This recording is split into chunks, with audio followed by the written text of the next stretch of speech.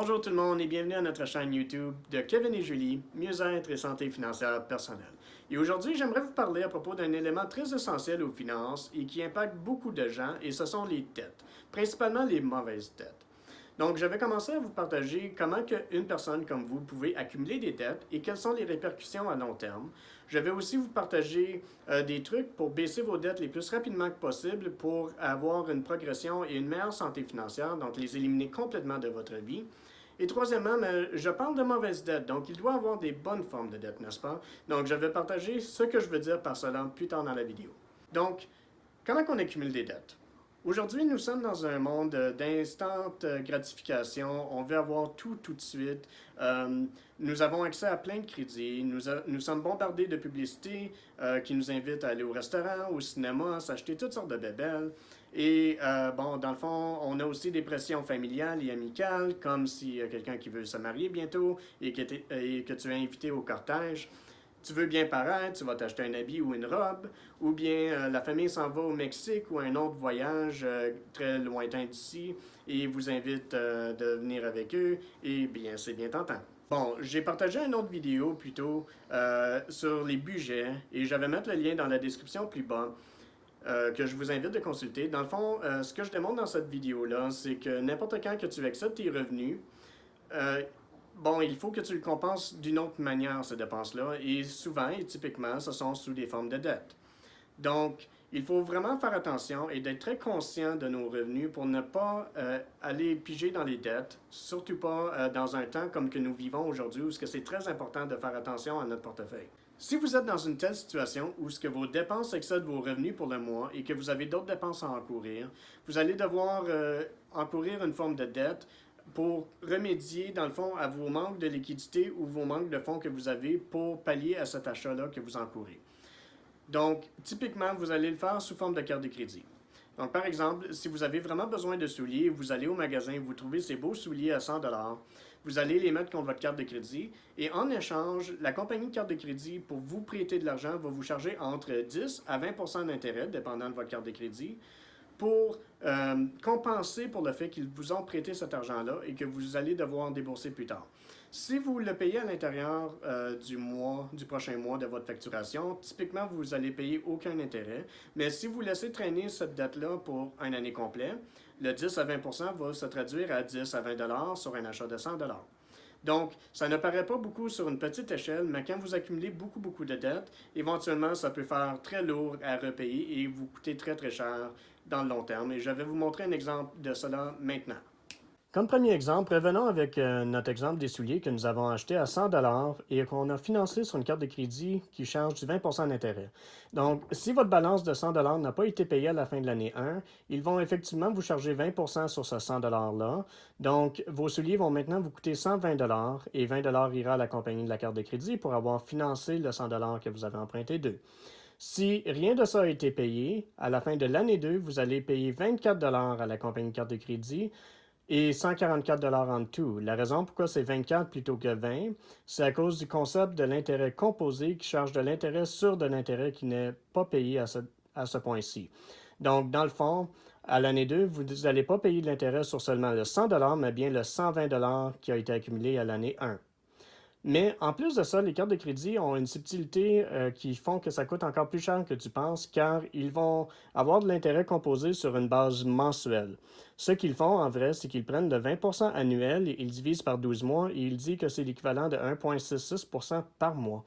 Donc, à travers des 12 mois, ils vont vous charger le 100 $ plus le 1,66 % par mois et à chaque mois, ils vont recalibrer votre balance pour qu'il soit en sorte que vous chargez de l'intérêt à chaque mois sur l'intérêt du mois précédent qui n'a pas été repayé encore. Et en tout, au lieu de payer 120 $ à la fin de l'année 1, vous allez payer 121,84 $. Donc 21,84 $ d'intérêt plutôt que 20 $ juste à cause que c'est composé de façon mensuelle. Et à la fin de l'année 2, la réalité, c'est pas réellement 144 $, c'est plutôt 148,45 $. Donc, rendu à l'année 2, vous vous trouvez à payer 50 % de plus que l'achat initial, donc presque 150 $. Ça ne paraît pas beaucoup, mais ça veut juste dire que rendu à l'année 4, vous allez plus que doubler votre coût de vos souliers.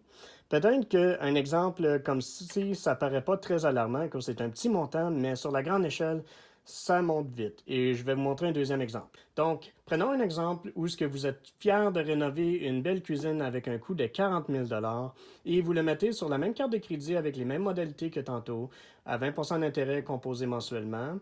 Et l'effet est le même pour tous les petits achats cumulés à un total de 40 000 C'est le même scénario. Donc, après un mois, vous allez payer 664 d'intérêt à la compagnie de carte de crédit pour avoir prêté cet argent-là, qui est déjà une grosse somme d'argent en soi.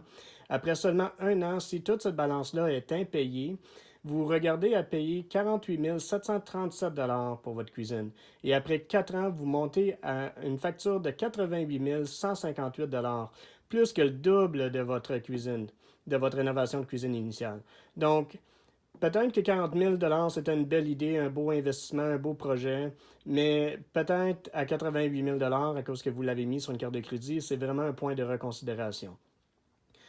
Et bon, pas tout le monde a une carte de crédit de 20 il y en a qui ont des cartes de crédit plus modestes à 10 donc j'ai refait le même calcul juste pour vous le démontrer. Euh, bon, les chiffres sont inférieurs, mais demeurent quand même significatifs.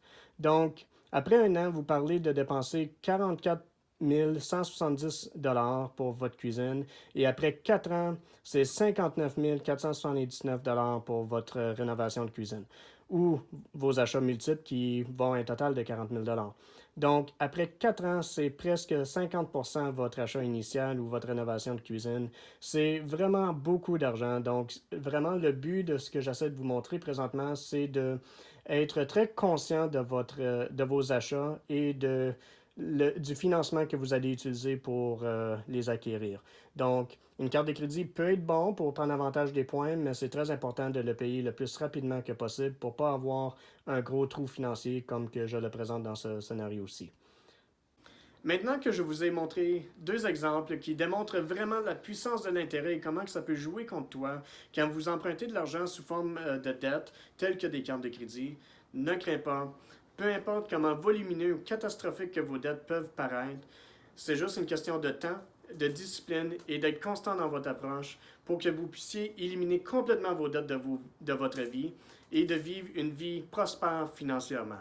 Et je vais vous partager quelques trucs qui vont pouvoir vous aider à atteindre cet objectif encore plus rapidement. Avant de partager mes suggestions, il est très important de mettre en garde que si vous avez plusieurs formes de dette, plusieurs cartes de crédit, il est très important de faire le paiement minimum sur chacun d'eux à chaque mois pour maintenir votre bon statut avec votre carte de crédit et vos prêteurs. Et aussi pour maintenir un bon score de crédit, il est absolument crucial que vous fassiez au moins ça. La première chose que je vous suggère, c'est de contacter votre compagnie de carte de crédit ou bien votre prêteur quelconque et renégocier un meilleur taux d'intérêt pour vous. Ça ne coûte rien à demander et ce n'est qu'à votre avantage de réduire votre taux d'intérêt, comme ça c'est moins coûteux pour vous et vous puissiez payer vos dettes plus rapidement que possible. Et franchement, de leur côté, ce n'est qu'à leur avantage de travailler avec vous afin de leur assurer que vous puissiez rencontrer votre obligation de payer vos dettes envers eux. Deuxièmement, la prochaine approche que je veux vous partager, c'est de regarder à toutes vos cartes de crédit et à toutes vos dettes et regarder lequel d'entre eux ont le taux d'intérêt le plus élevé. Est-ce que c'est la carte de crédit ou est-ce que c'est votre ligne de crédit personnel? Celui qui est le plus élevé, typiquement la carte de crédit à 20 c'est celui que tu devrais attaquer en premier. Donc, toujours en faisant le paiement minimum de chacun des dettes, le montant ou l'argent excédent que vous avez, contribuez-là vers votre dette la plus coûteuse, celui qui a le taux d'intérêt le plus élevé, donc la carte de crédit. Une fois que celui-là est réglé, va votre prochaine dette la plus coûteuse, donc peut-être votre ligne de crédit à 10 et ainsi de suite. Et effectivement, vous allez avoir payé vos dettes les plus rapidement que possible en ayant le moins de coûts encourus envers vous. Troisièmement, si vous êtes d'un type où ce que vous aimez vraiment voir la progression des choses et que c'est ce qui vous encourage le plus, au lieu de viser pour les cartes de crédit qui ont le plus d'intérêt, visez pour vos dettes qui ont la plus petite balance dessus. Donc, regardez pour celui-là et payez-lui en premier. Et ensuite, procédez au prochain et payez celui-là, et ainsi de suite, jusqu'à ce que vous il vous reste seulement une dette à payer, et c'est la plus grosse, effectivement. Mais au moins de cette manière-là, vous allez voir une progression quelconque et vous allez être encouragé de dire oui, j'ai payé celui-là, c'est fini, il m'en reste que 4 au lieu de 5, et ainsi de suite. Donc, c'est pas aussi efficace que la deuxième proposition que je vous ai suggérée plus tôt, mais au moins, si c'est ça qui vous permet d'avancer, tant mieux, faites ça. Mais encore une fois, faites le paiement minimum sur chacun. La dernière approche que j'ai pour vous, c'est de consolider toutes vos dettes ensemble. Et dans le fond, il y a des compagnies qui existent, qui sont conçues pour ça, où ils vont absorber, dans le fond, toutes vos dettes de tous vos différents créanciers, et vous allez juste avoir un rapport avec cette compagnie-là dans le futur. Donc, si vous avez 200 000 $ de dettes à travers de différentes cartes de crédit, ils vont toutes l'absorber, et c'est eux, dans le fond, que tu vas payer dans le futur. Et tu vas avoir juste un paiement à faire, et c'est juste à eux.